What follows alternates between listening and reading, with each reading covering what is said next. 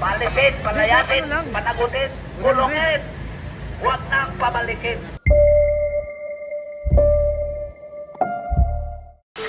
Araw ng pagtutuos, araw ng paniningil, araw ng kasaysayan. Kasama ko po ngayon dito, sila Tatay Rane, Yusek Benronque, at marami pa mga leaders. Ngayon po, habang may signal pa sa area na ito, ipanawagan na po ninyo, mga kababayan, magsisimula po ang Occupy EDSA alas 8 ng umaga. At tayo po ay magkakaroon ng mapayapang programa, mapayapang panawagan. Hindi na tayo magpapatumpik-tumpik. Walang saysay ang rally. Kung hindi panawagan ang pagbaba ni Marcos sa kapangyarihan. Dahil ang punong dulo. Manood muna kayo habang may signal guys, kasi mamaya pag wala ng signal, kung bakit naging wala na kayo akusado mapanood. si Martin Romualdez, sila Saltico, at marami ang magnanakaw nang lumubog muli ang ating bansa. Walang iba kundi pinahintulutan ni Marcos. At yan ay isang krimen ng paniningil. Dapat ay ngayon gagawin natin. May luneta man, may liwasan man, may people power monument man, pero ang proses ng mamamayang Pilipino hindi na po mapipigilan. Resign Marcos, layas Romualdez. Rain or shine sa mamaya. Rain or shine. Ako bahala na mabasa. Nag-short nga lang ako ngayon, kaya bahala na patot. Occupy EDSA. At tayo po ay mapayapang magprotesta. At maya-maya po, dadagsa na ang taong bayan dito. Habang nirespeto natin ang pagkilos ng simbahan Katolika at iba pang sektor na lumalaban sa korupsyon, hindi naman po mapipigilan ang panawagang Marcos Romualdez resign, layas na. Kaya po, sa lahat ng mga nanonood ngayon, sa mga independent media vloggers na nanonood ngayon, Occupy EDSA po tayo. Ang mga retired generals, retired senior officers ng Armed Forces of the Philippines at ng Philippine National Police, sila po ay magmamarcha mamayang alas 9 ng umaga at sasalubungin natin ang pagdating ng mga retiradong general at mga pulis at armed forces upang makikipagkaisa dito sa makasaysayang araw ng panawagan ng mamamayan. Tapusin na ang paghihirap ng mamamayan. Kalusin na ang kriminal na gobyernong ito.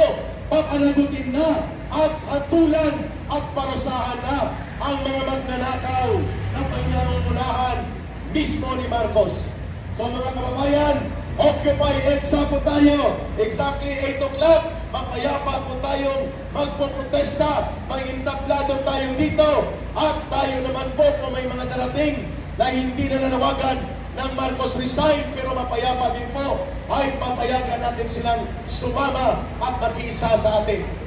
Bilang advisory po kung anong gagawin natin, ibibigay ko muna kay City Councilor. Okay, mamaya na daw si Tatay Rani, organize pa. So maya-maya po dito tayo mag-Occupy EDSA. Lahat ng placards, ang lahat po na nandyan sa Robinson's Galleria, pumunta na po kayo dito. Ang ating call time, 8 o'clock in the morning. Mapayapa po ang pagtitipon na ito. Ito ay panawagan ng pagkikipagkaisa. Iiwan nyo na po mga kotse nyo, bumalik na kayo dito at mag-isama. Isang araw lang po ito, mga kababayan. Ano man po yan, ngayon, manubusina na. Mga kababayan, nananawagan tayo na ang sambay ng Iwan ng sasakyan sa highway. Park diretso ba, no? Ayaw nilang ipakulong si Romualdez at si Saldico. Taong bayan po ang magpapakulong sa kanya. Sa lahat po ng mga nanonood, habang may signal pa ang mga independent media vloggers na nandito po, nananawagan tayo na kung pwede, pumunta na po kayo dito sa EDSA Shrine area. Sa harap po ito ng EDSA Shrine, sa harap ng Robinson's Galleria. Dito po ang panawagan, Occupy EDSA. At ito po ay makasaysayang pagtitipon. Kaya nananawagan tayo sa lahat na gustong pumunta po magsisimula na po by 8 o'clock ang ating panawagang Occupy EDSA at ipakita po ang nagngangalit na sentimiento ng taong bayan.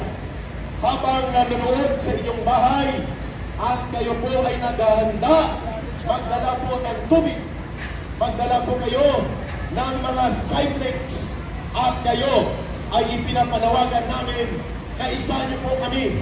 Ang mga kapulisan, wala kayong dapat ipangamba. Hindi kami magrarayot, hindi rin po kami manggugulo, hindi kami mananakit, hindi kami maninira ng mga ari-arian o ano pa mang kaguluhan. Magpapalabas lang kami ng aming hinanakit at ng aming sentimiento. That we can assure you. Nandito po kami para ipanawagan ang partisipasyon ng mamamayan, hindi para magkaroon ng kaguluhan. So, bantayan niyo po yung mga manggugulo. Dahil maraming salamat at sa lahat ng dumadaan, you can hold your horn. Yung mga busina niyo po, patunogin niyo para sa pakikipagkaisa ninyo. Muli, ang ating panawagan, disiplinado tayo. Bagamat galit tayo, hindi tayo mananakit, hindi tayo manggugulo, at hindi tayo maninira ng mga ari-arian o mananakit ng tao. Tayo ay maninindigan ng buong loob, tama at may disiplina. At yan ang ating pinakasentro ng disiplina dito kung bakit Occupy EDSA ang ating panawagan. Ipapasa ko muna kay Tatay Ray habang nagko-coordinate. Umuusok ang cellphone ni Ka Eric, hindi ko sinasagot dahil nandito ako sa mikropono. I need help na may magsasalita dito habang nagko-coordinate tayo sa iba pang manawagan. Tatay Ben, maganda yung iyong streamer dito yun sa gilid. Babasahin natin. Marcos Romualdez, mastermind sa korupsyon. Ayun at pandarampol sa bayan. Pusina sa mga dumadaan, pakikipagsimpatya, pusina ng pakikipagkaisa, araw ng protesta ng mamamayang Pilipino sa buong bansa ngayon. Tatay Ben, Manong Ray, ikaw muna.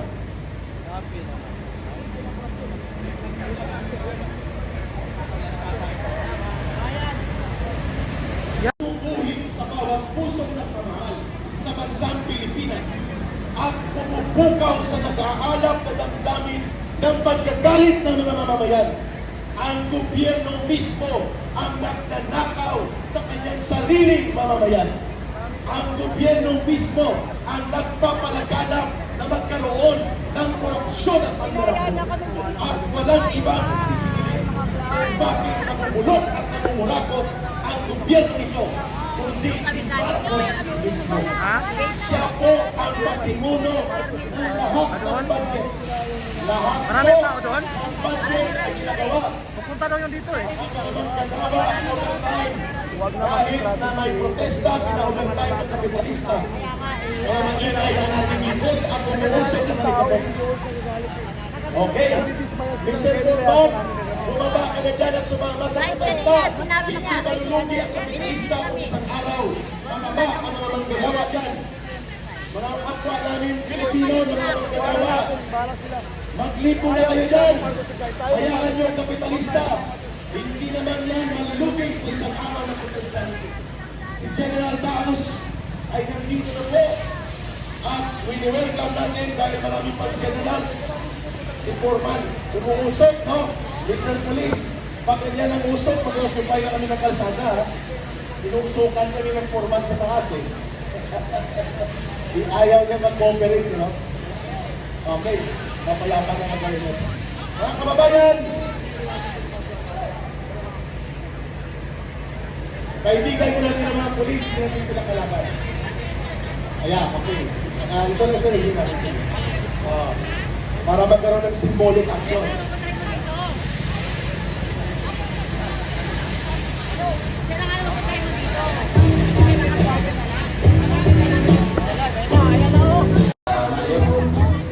Magnanakaw si Marcos. Magnanakaw si Marcos. Magnanakaw si Marcos. Magnanakaw si Marcos. Magnanakaw si Marcos. Magnanakaw si Marcos.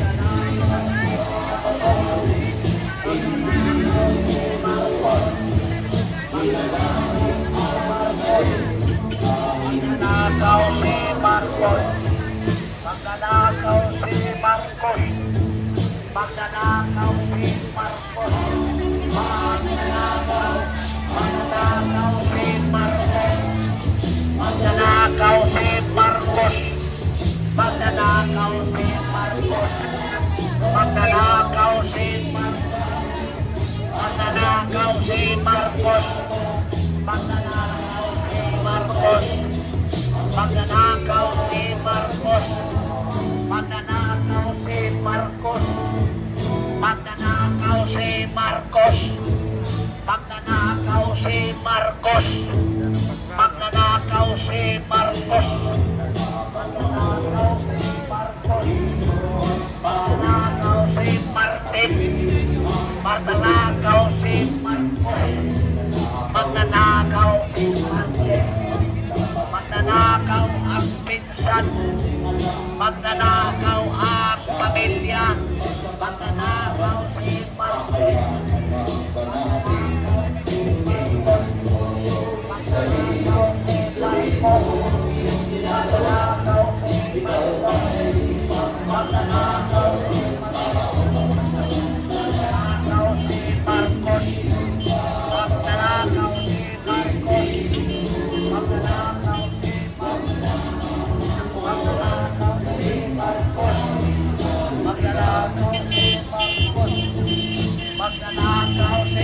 Salamat sa kusina.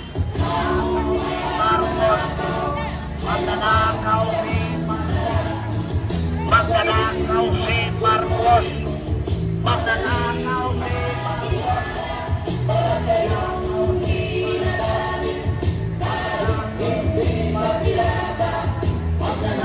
Nandito na.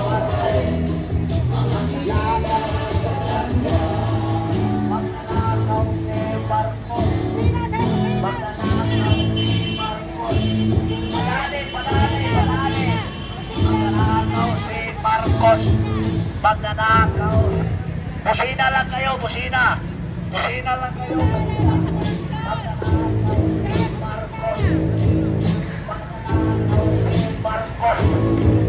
Magnanakaw si Marcos. Magnanakaw si Marcos. Magnanakaw si Marcos. Magnanakaw si Marcos. Magnanakaw si Marcos. Magnanakaw si Marcos.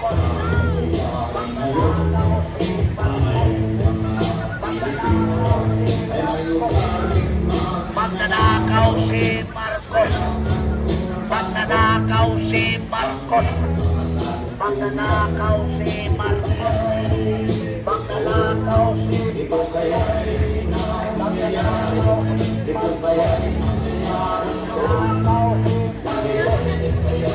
Magnanakaw si Marcos. Magnanakaw si Marcos. Magnanakaw si Marcos.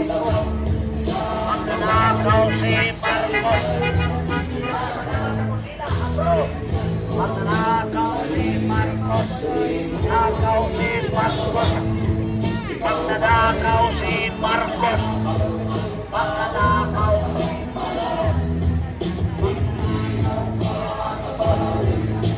Magnanakaw si Marcos. Magnanakaw si Marcos. Reverse muna tayo. Magsasalita po ang galing sa security sector. Almost 40 years na naglingkod sa ating bansa. Naging retired general din po ito. Walang iba nang galing pa sa La Union upang makiisa sa sambayanang Pilipino, si retired General Taus. Magandang umaga, mga kababayan ko, Pilipino.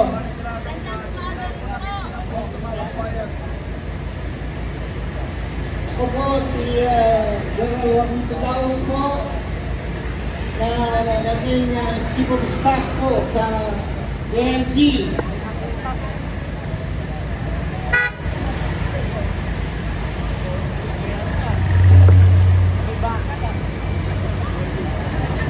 Dati po kasama ko si Secretary Anyo, si Ensign General De La Rosa, ako po'y pumunta dito upang makilahok sa sambayan ng Pilipino para ibulaslas po ang ating damdamin. Ako po'y taga-Bawang La Union sa parte ng Region 1 po. Region ko po si Presidente Marcos. Siya po ay binoto ko bilang presidente ko. Dahil siya po ay Ilocano. Ako po ay isang Ilocano rin. Ngunit, dahil po naging biktima, hindi po sana ako magsasalita. Naging biktima ang ating mismong bayan dahil sa katiwalian, dahil sa korupsyon, na ang author ay mismo ang presidente. Dahil siya ang nag-approve ng 2025 budget. Maraming insertion, maraming mga projects sa DPWH. Flood control. Lumabas po maraming those projects substandard. Ako po ay dati sa gobyerno. Para sa akin, kung nasa serbisyo pa ako, hindi lang sa DPWH ang nangyayaring korupsyon. Magmula sa pinakababa na lokal, ang barangay, hanggang Malacanang. Naniniwala po kung may korupsyon. Pero itong nangyari po dito ngayon, ang sobrang garapalan, magmula kahit noon may mga korupsyon, pero tolerable. Maraming klase ang korupsyon. Katulad po noon, mga kasamahan ko sa uniform, ang hindi pagpasok ng maaga, ngunit pag-alis ng maaga, yan po ay pagnanakaw. Ano Maraming dumating. Oras na binabayaran ka ng mga tao. Yan po ang isang korupsyon. Ngunit, itong nangyari po ito, na sobrang garapalan sa lahat ng hanay, hindi lang sa DPWH ang korupsyon.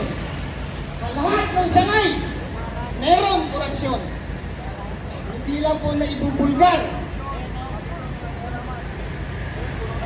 Sabi nila, si BBM ang nagpasimula ng pag-anuso at discovery ng anomalya, ng korupsyon.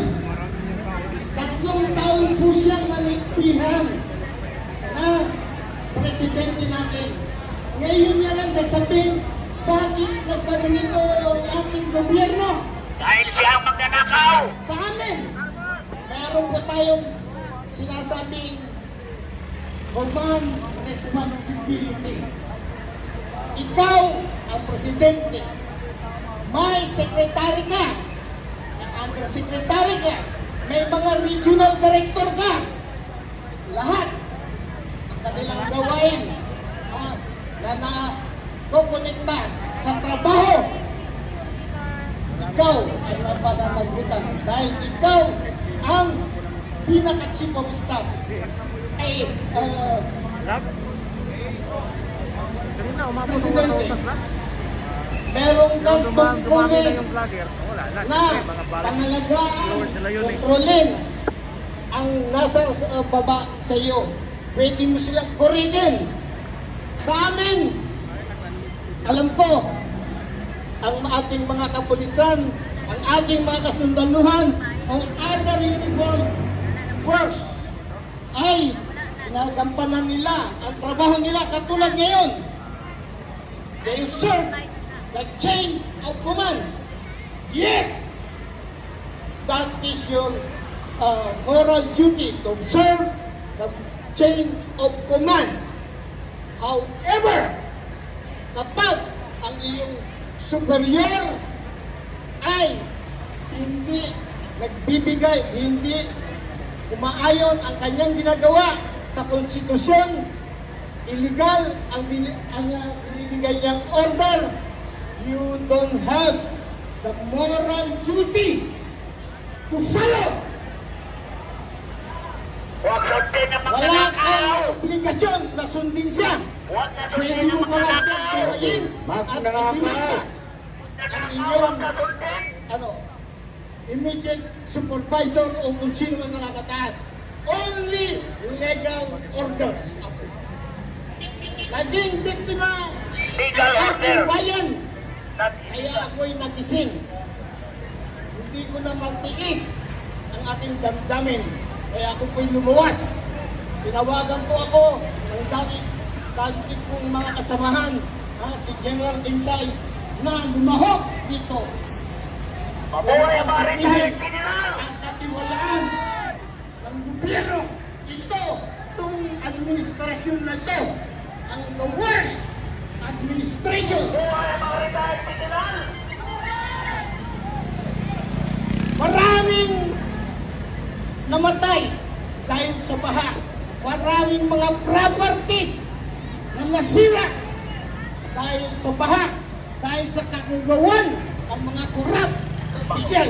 Imbis ko na ibibigay nila na serbisyo, na tamang serbisyo. Ngunit dahil sa nanakaw nila ang pera, ang kaban ng bayan, ang pera natin na binabayad natin sa pampasweldo sa mga kawani ng gobyerno. Sana po, magkaisa po tayo. Labanan ang korupsyon. Labanan ang administrasyon nito na ubod ng korap. Magandang umaga po. Magnanakaw si Marcos. Okay. Marcos magnanakaw. Magnanakaw ang presidente natin. Magnanakaw din. Palisin, palayasin, panagutin, kulungin. Huwag nang pabalikin. Kasama tayo dahil pinabalik Ayan, good morning mga kaibigan. Yan ang nasalita ng ating retired general. yung anak na Marcos. Ano mangyari sa bandang ito? Kung puro pagnanakaw na lang ang ating pagkatamasa ng bayan ito. O, sunod. So, welcome po sa ating live stream. Nandito po tayo ngayon sa Isa Shrine. Ayan po. Maya-maya po magsadatingan pa ang ibang tao na makilala sa kalisang ito. Dahil dito pwedeng Mga bago pa magsalita. sa ating channel, huwag kalimutan mag-subscribe at mag-like. Thank you.